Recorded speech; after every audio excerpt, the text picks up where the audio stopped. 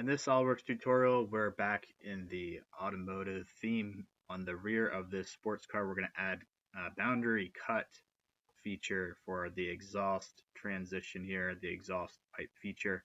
And the boundary cut, the main advantage is if you have multiple profiles and you want a smooth transition, you can use the boundary cut to remove the material and make a smooth transition rather than think about just an extruded cut. You have one profile.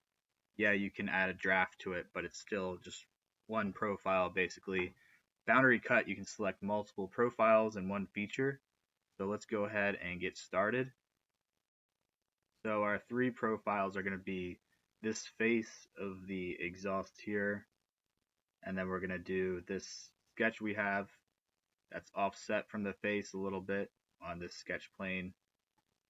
And then we have that circle, and then we have finally the square shape of the pipe down further. So we're going to select those three profiles. We're first going to go to Insert, Cut, Boundary, and this is where we can select our parameters. Cut, for the first direction one, we're going to select this face of the square here. So sometimes it's hard to pick up the exact.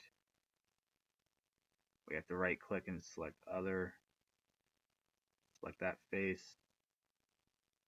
and the direction one prompt, and then this circle profile.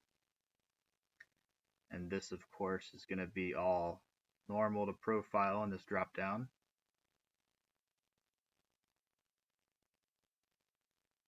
Normal to profile.